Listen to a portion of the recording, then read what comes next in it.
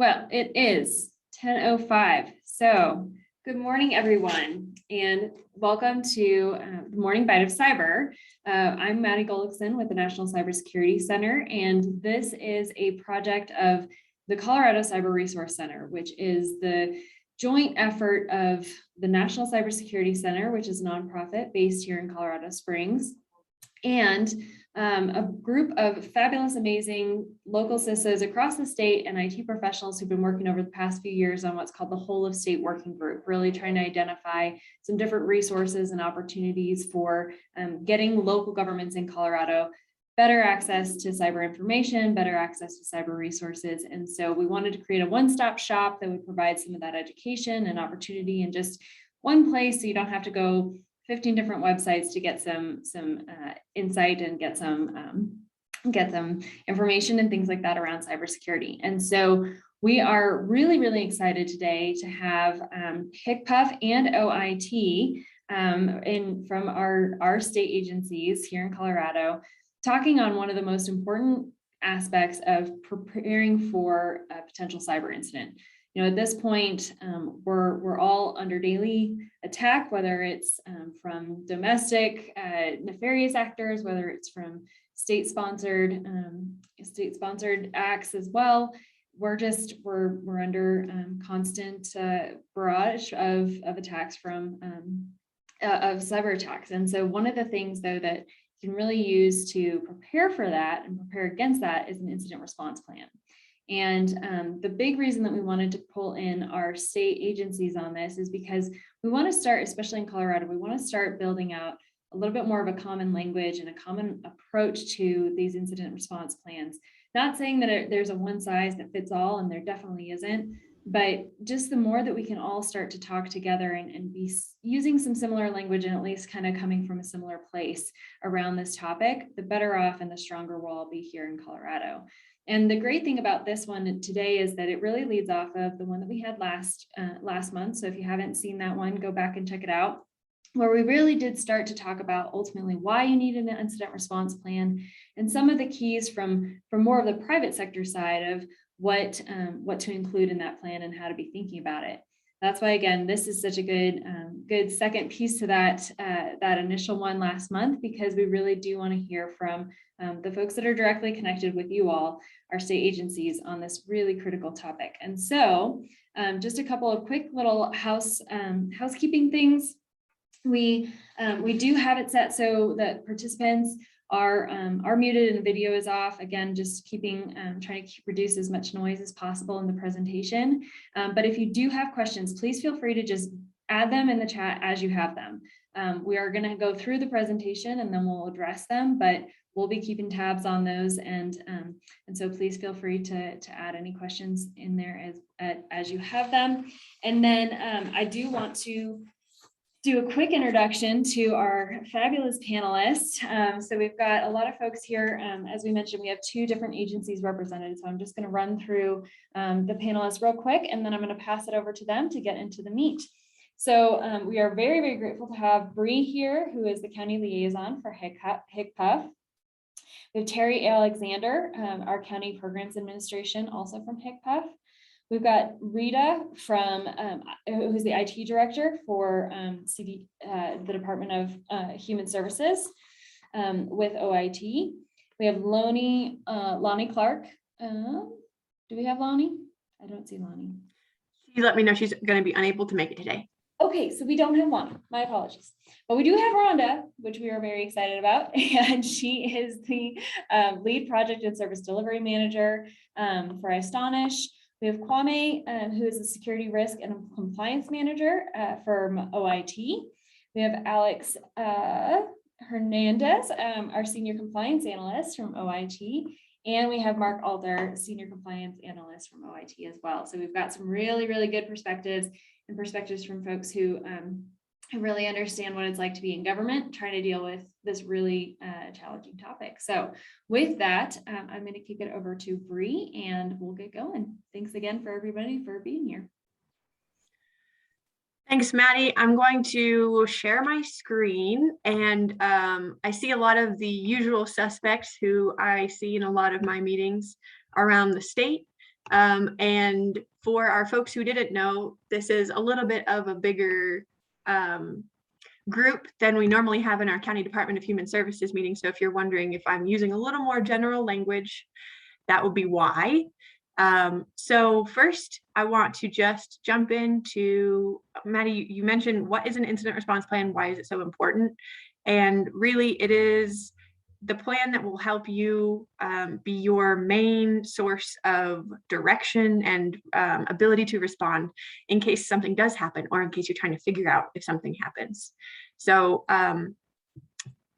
I also want to really briefly just talk about, give a little bit of context. So my name is Bree. I work for the Department of Healthcare Policy and Financing, and the reason we're so invested in our local partners and their IT security is the use of our data is one big one. And also, just as mentioned, all of us are under attack all the time. So a lot of the focus on an incident response plan is about acknowledging that for a lot of us, it's going to be a when and not an if.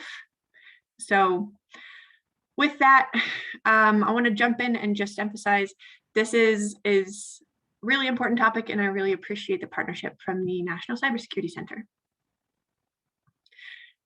Okay, so let's talk about what an incident response plan should look like.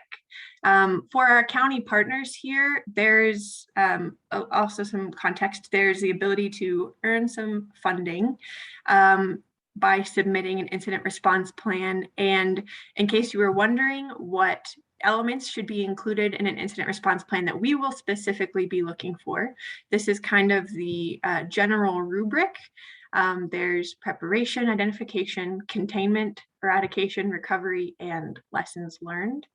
And that preparation is really all about things like performing a risk assessment. Where are your areas of vulnerability before an attack even happens, or before something gets stolen from your county. It's also something like putting together a response team, which we'll get to in just a minute. Identification, and this is a great intersection between your IT team and your frontline workers, your on-the-ground staff. So I don't want folks to think that an incident response plan is a purely IT only responsibility, because we really want folks to be able to say, I clicked on this weird email and suddenly my computer just went black for a second. Maybe I should call my IT guy, or maybe I should let someone know about that. That's a really important step in identification and potentially figuring out that there is a problem. Maybe there's something going on that there should be a bigger response to.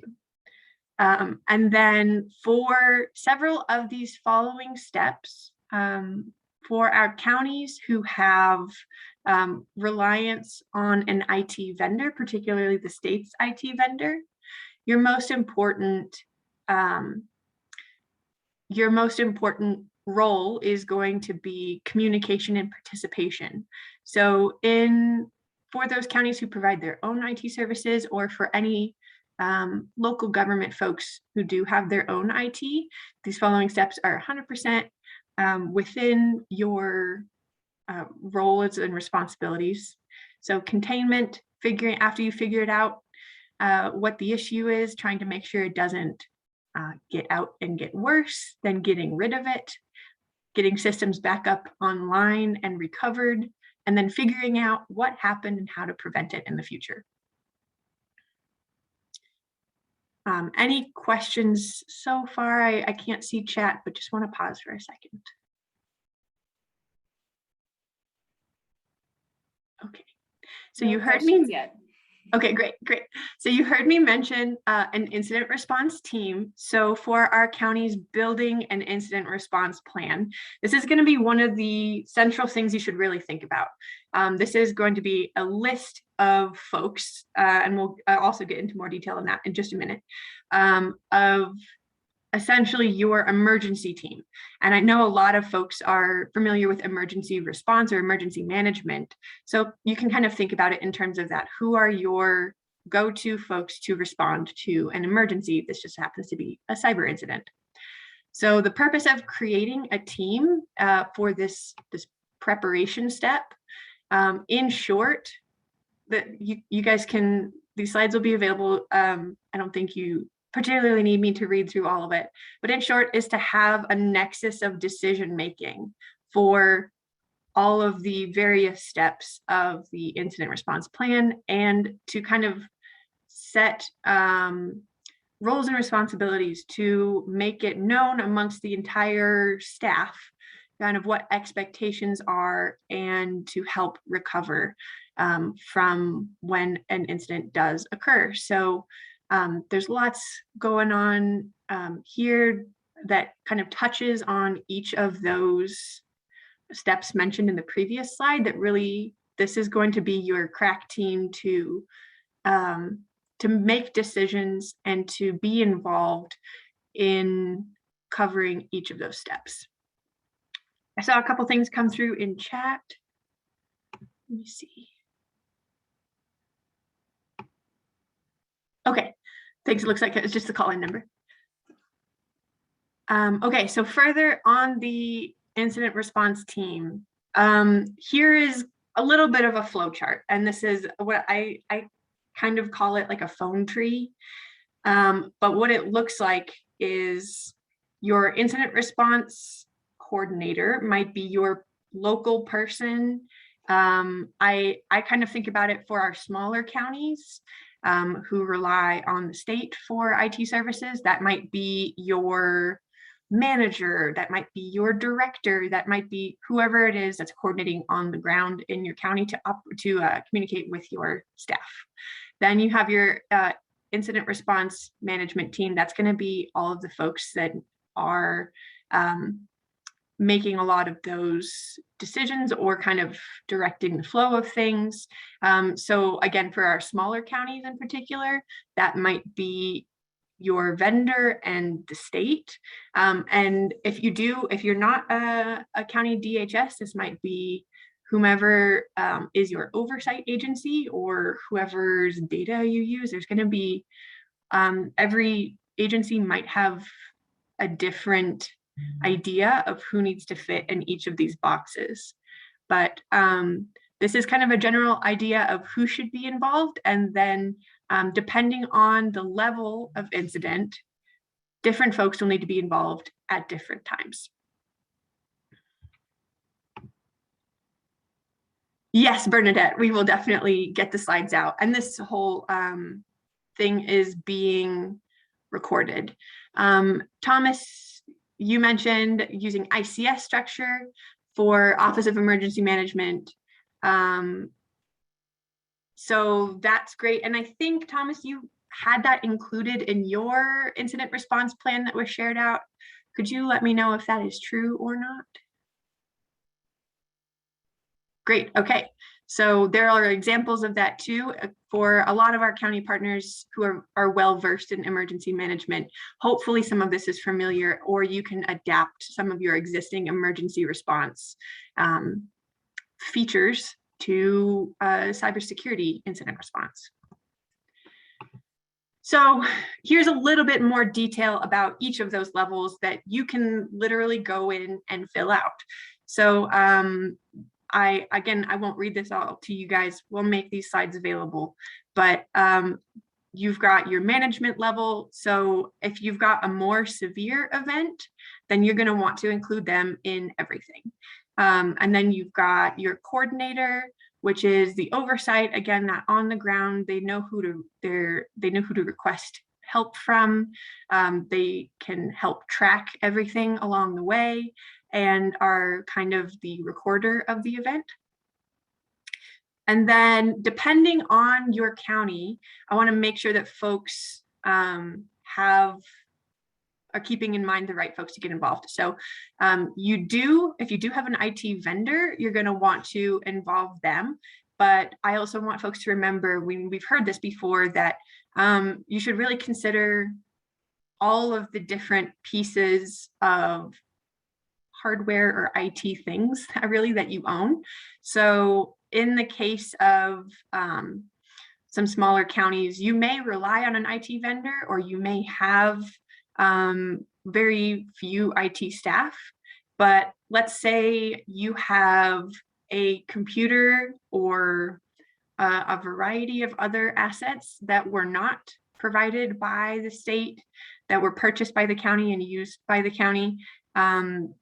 You will want to think about and have a plan for what if those go down, and do I have folks I can call in case. I know some folks use like a whole separate computer not given by the state for their like QuickBooks or their own county accounting. So really think about what is it that I own and who needs to be involved in case any of those pieces of our puzzle were to suddenly become unavailable. Okay. Yes, thanks, Bernadette. I will read out the questions when I respond. So Bernadette initially asked, can we get a link to the slides? And I said, yes. And then Thomas Johnson from Grand County mentioned he recommends using an ICS structure if you have an Office of Emergency Management, similar but more scalable, especially if you need non-IT people. So that is what we chatted about a little bit, and he has a model that we've shared out with some of our County Department of Human Services partners. So any other questions, let me know and I will read this out. Okay.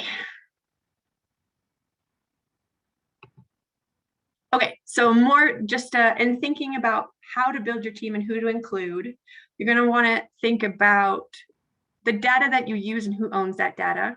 So I can speak from the Medicaid perspective. You're probably going to want to include whichever folks. So if your one of your CDHS systems is threatened, you're going to want to reach out to CDHS. If it's a CDHS and HCPF system, you're going to want your whole team involved, HCPF, CDHS, and OIT. So just make sure that those things are included in your plan, and that you're considering your department leadership or other leadership that might need to be included, and the folks who really know what they're talking about, all of your subject matter experts. Okay, so you heard me mention severity level.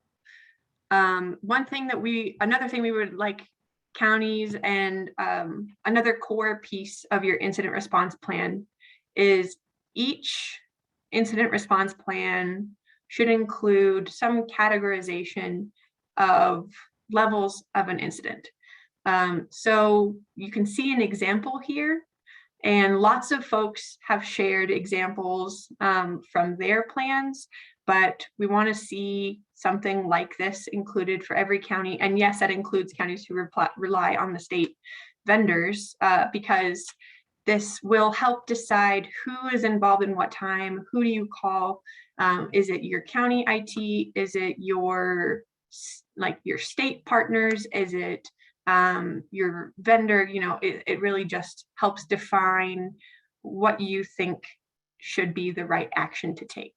And then if you do have an IT vendor, that will be confirmed by them. So again, I can speak from our County Department of Human Services perspective. If you submit a ticket to the OIT service desk and you say, this is huge, it's really impacting our services. So you submit I think it's a P1 ticket. They will review and say, yep, that is definitely P1, or they will confirm with you otherwise. Or if it is a different level, then they will chat with you about downgrading and figuring out it's not quite to that severity level yet.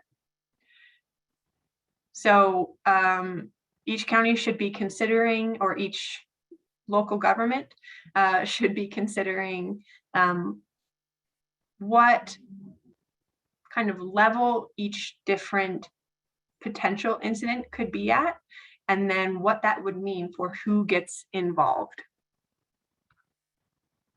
particularly these last two, if you've got any kind of service interruption. So this is another example of if you, per severity level, who you might want to include on all of the communications, and who you might want to make sure is involved on each step. Again, I really want to emphasize an incident response plan is not a one and done type of plan. You're not going to create a perfect incident response plan the first time. It should really be a living document that as you learn and your organization faces new challenges or gets better at responding to things, or as like your organization maybe grows or changes, the plan should really grow and change and improve along with you. So don't get too caught up in making the perfect incident response plan. It really just having one to begin with that covers the basic steps, that is something that you can now review annually and test and figure out and make as useful as possible for you and your team is really the goal here.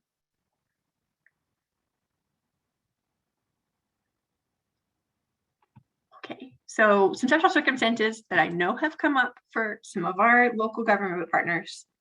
So what to do, things you should consider and potentially add to your incident response plan. How to communicate if either your email or your phone systems are offline or compromised. Hopefully not both at once, though I think we've had situations that has happened before. So you might think about that, or if there is, if you're really unsure and that has happened to you before and you were just totally stuck, then maybe that's a conversation that we need to have as a state. And then identifying the requirements for reporting a breach of confidential information. So I know this is also because we deal with Medicaid data, we deal with all sorts of data in the public assistance realm, and other local government folks have all sorts of other data with different requirements. Folks should think about what are the reporting requirements if any of that data were to be accessed by an unauthorized individual, and how do we report that in the case that it does happen. So I know for our county partners, our county human services partners, for HIPAA, there will be a memo coming out shortly about that, but in general, for all folks, that is probably something you'll want to think about and see if you can get some information on, so that you're prepared and aren't trying to scramble around when that does happen. Because I know for some of these things, there's a pretty tight report timeline for letting folks know that something has happened.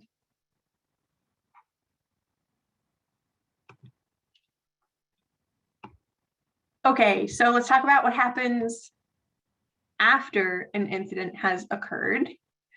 So again, for the smaller counties, this is something you should be involved in, communicating about and actively participating in, but you might not be handling all of the nitty-gritty, the detailed technical steps. But we'll want to have folks looking at the damage of the impact and figuring out how to make sure it doesn't happen again. That often includes updating your incident response plan or figuring out how to close those gaps, and a lot of documentation. So it mentions a chronological log and audit logs. It mentions documenting lessons learned and modifying the plan accordingly. A lot of it is just making sure that you guys have what you need to be a little bit more prepared, so that maybe the next time doesn't happen, or maybe if the next time does happen, you can respond a little faster.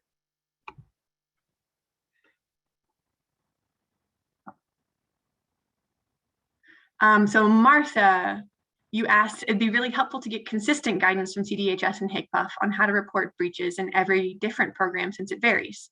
Is there one memo out there that gives us that guidance? So Martha, I think you know the answer to this question, and I think that you know that the answer is no, but I think that is a good question for folks to think about. Is lots of folks have a variety of agencies that they report to that may have different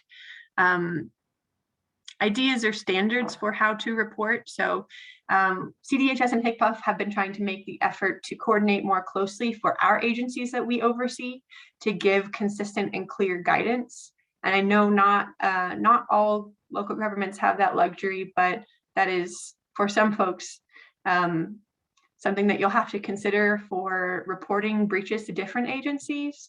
But in this instance, because I work for HCPF and I work closely with CDHS, I can say we can try to coordinate, though the reporting requirements are different for HIPAA than they are for CGIS or than they are for like the IRS data that the counties handle on the behalf of CDHS. So I think we have spoken in the past of potentially trying to aggregate all of those into one area that makes it a little easier for folks, but that is not something I have currently and something I'm happy to pursue.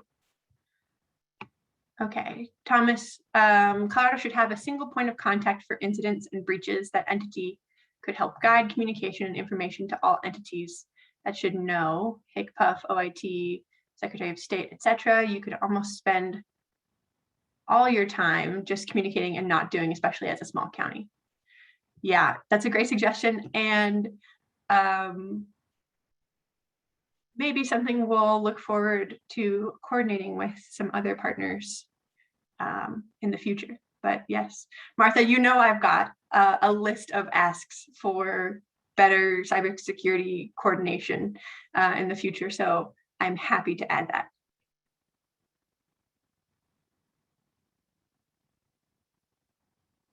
Anything else real quick? Okay. Okay, so we've talked about a little bit this post-incident. It's really about checking what happened, trying to make sure it doesn't happen again.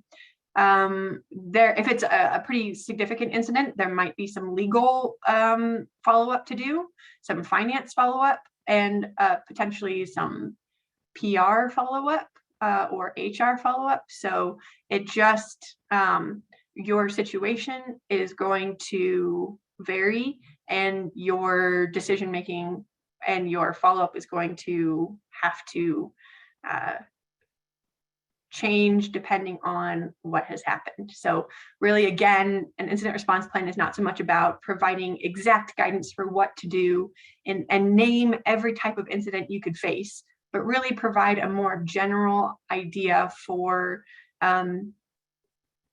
if we have something in this category, then we'll respond like this. So it's less rigid and a little more flexible to be able to get you to the response time and staff and ability that you need. Okay, let's talk about continuous improvement. I'm sure some folks' favorite topic, but some of the lessons learned and follow-up for making sure that this plan is actually useful and used by your county staff are things like conducting a tabletop exercise. So I know this is also familiar to folks who have been in the emergency management world, but you kind of do a live or semi-live scenario. If you experience a real incident throughout the year, that counts as conducting a test or a live or semi-live scenario. So it would be unfortunate, but that would also count for, I guess, your annual review of your incident response plan that you will then document and update your plan accordingly to whatever you discovered during that time. But hopefully you just get to stick with some kind of an exercise to run through your plan and say, okay, let's come up with a fake scenario. Who would we contact? How would we do it? How long would it take us? And document your results. Really want to make sure, again, that you're refining the plan and making it your own. So I know we've shared some examples to some of our partners, and more examples are available all over the place. I got a lot of this information from Michigan, who's done some incredible work in cybersecurity and particularly in incident response planning for local governments. So I'm happy to share their information as well.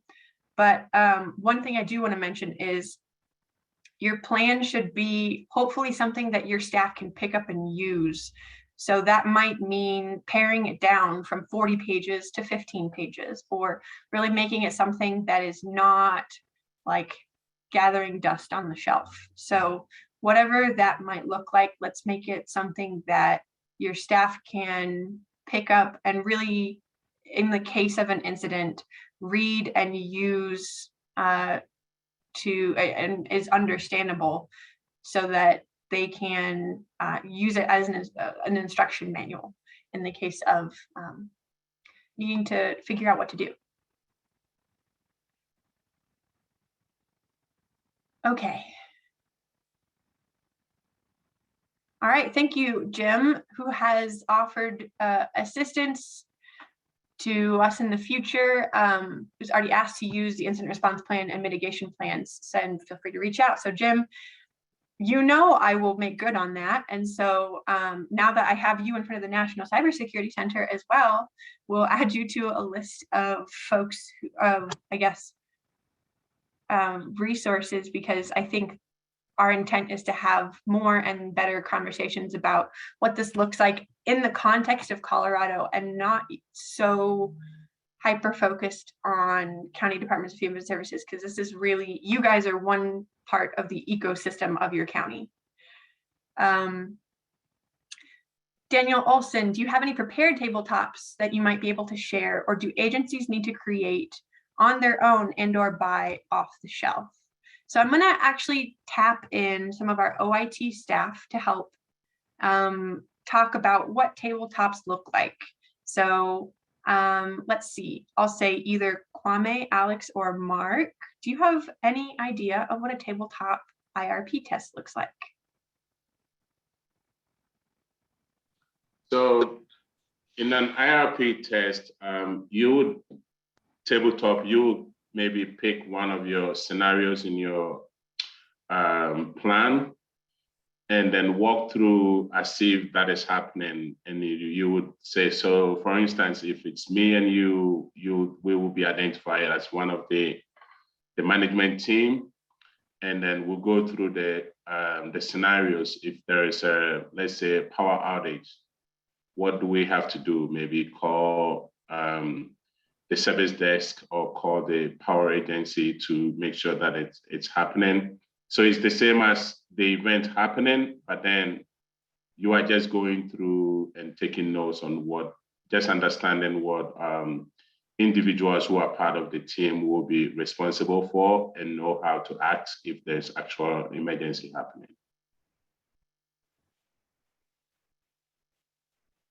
And some folks in the chat are already sharing some resources. So thank you, Kwame. I'll just add to that. It could be something you've already gone through.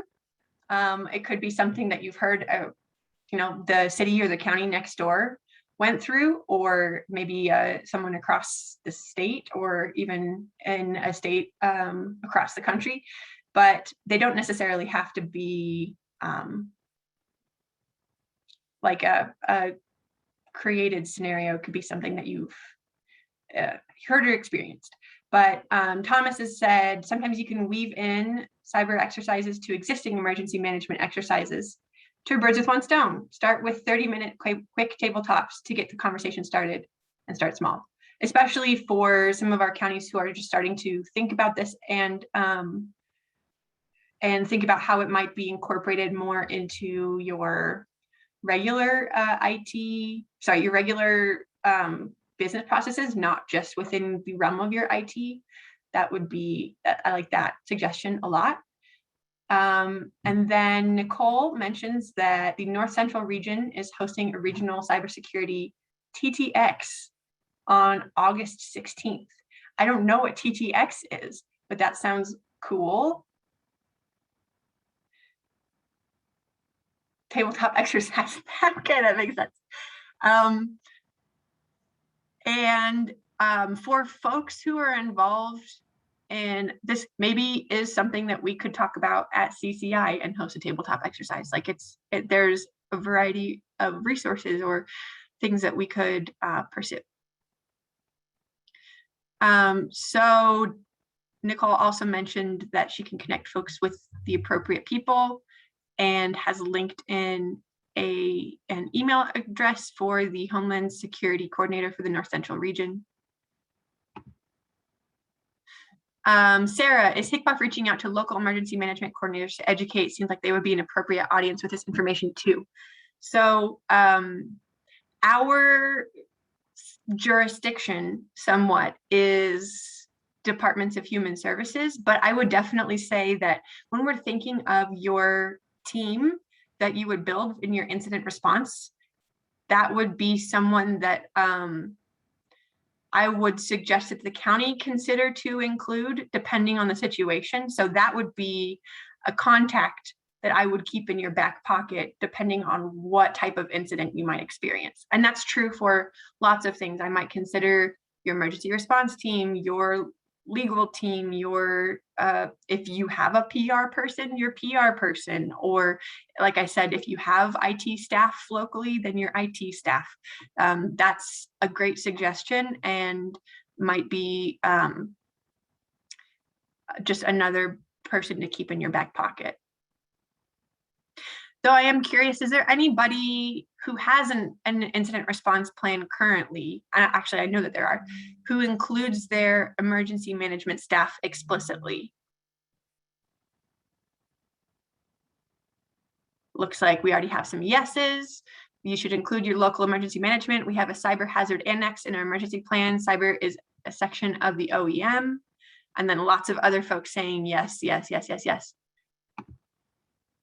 Great, so it is something you can include in your incident response plan as a point of contact, which I think we would highly suggest. And Nicole mentioned, I have a cybersecurity IR guide for incident response guide for those who do not have an IR plan and need help. So thank you for sharing. Nicole, which county or city or local government are you with?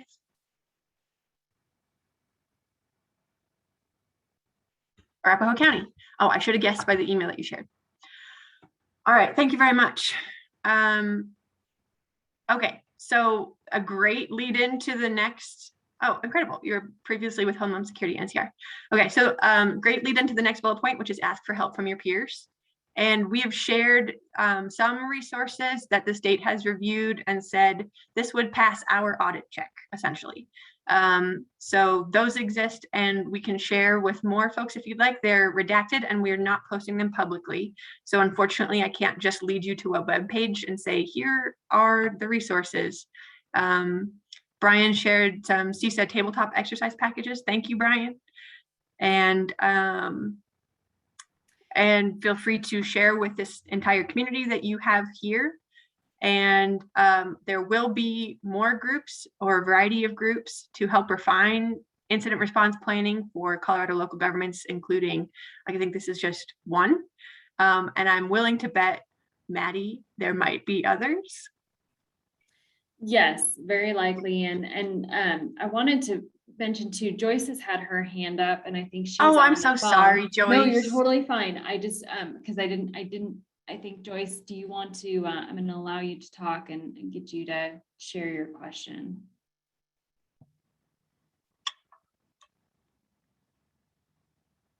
Maybe not. Joyce, you should be able to talk now if you want to. I think you might have to unmute her phone because she said her computer doesn't have a mic. Okay.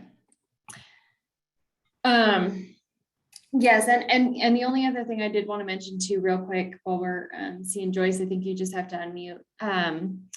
Is I'm going to add in the chat when you talked about some different resources. There are just so many fantastic resources out there, and we did get a general kind of guide that also was very helpful. A lot of jurisdictions I think have found helpful, that we'll stick in the chat, and that's available on the CCRC website. So I'm going to add that there too. And then Joyce, it does look like you're off, so go for it if you have your questions down.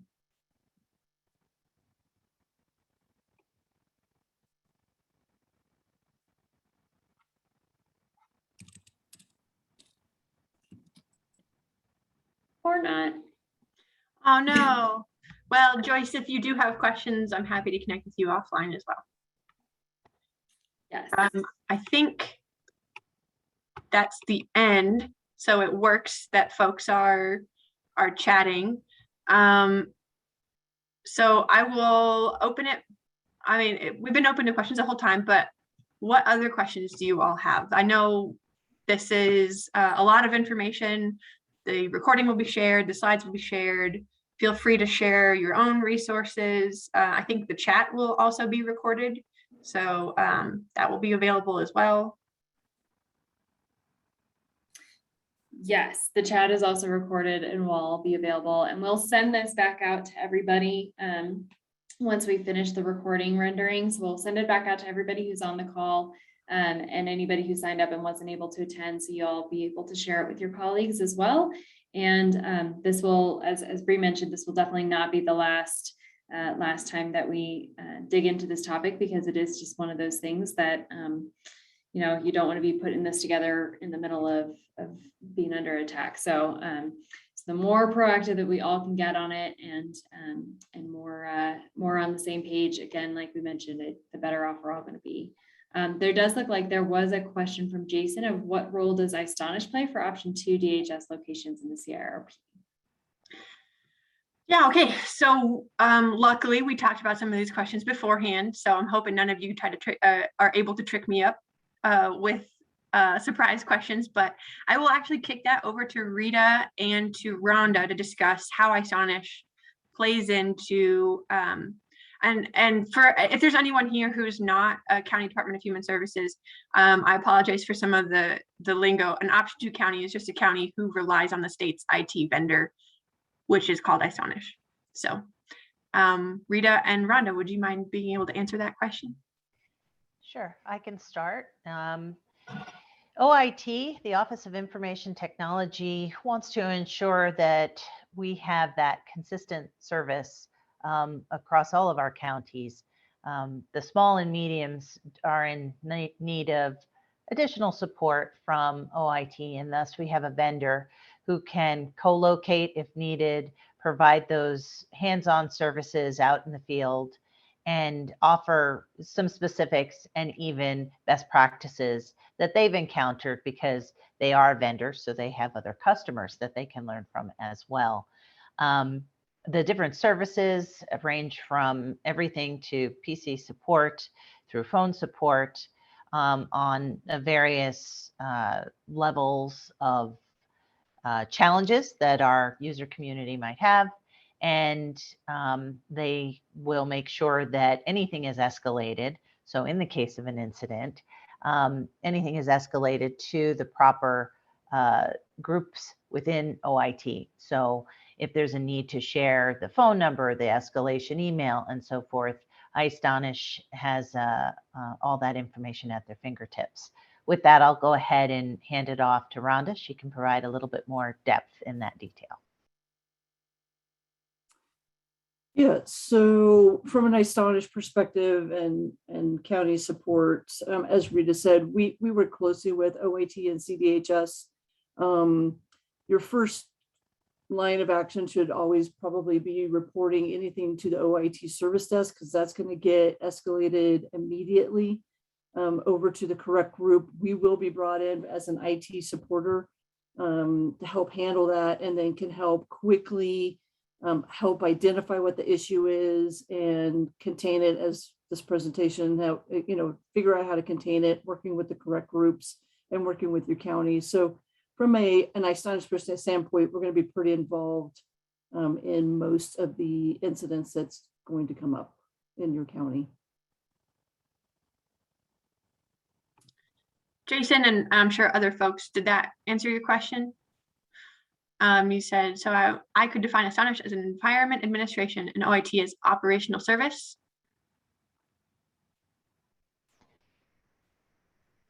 So Bree, this is Rita. Let me jump in real quick. Please do. Operational service is the start. OIT sets the standards within the state of Colorado. So there are Colorado information security protocols that are established within a larger cybersecurity framework. And so there's a baseline for both state agencies and county service providers to lean on with information and directional guidance to build upon if needed, because in a county you might have something specific that is not called out. And we are your partner to help you to ensure that you're addressing what you need. So operational service is just one of the facets that we'll provide.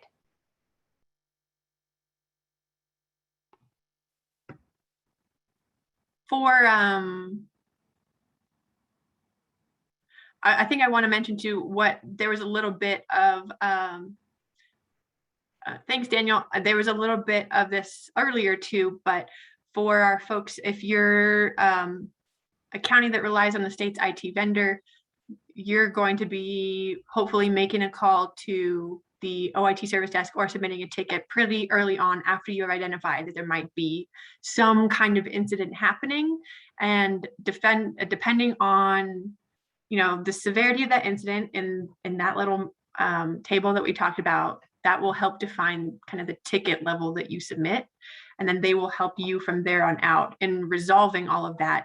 But you and your county or you and your local government should be pretty involved in or should be available and communicating with both Astonish and OIT to make sure that you know what's going on, and that all of those other steps that they are now kind of handling on your behalf are being communicated down to your staff, that you're understanding, and that they're also occurring in, you have input on some of them. So there's some things that we've discussed as a state of like, which there's an order that we would normally get the systems back up and running. But if you have a pretty big need and you need something done a little bit differently, you're going to need to communicate that with the rest of the command team so that things can be adjusted to suit the situation.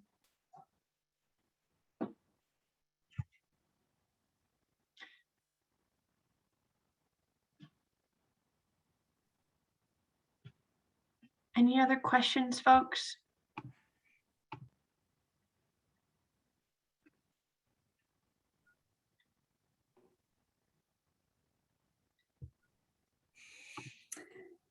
Looks like we got everybody questioned out. That was awesome.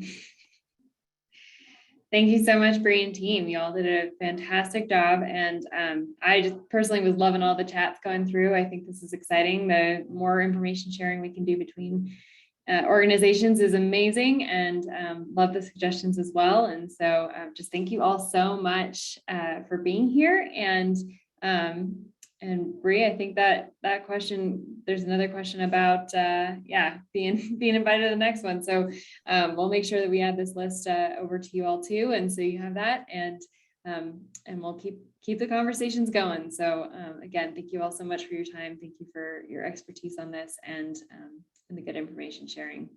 Wonderful to see everyone. And without any further questions, we'll call it a day. Thank you all, and thank you so much, Maddie. Thank you. Happy Thursday. Have a good one.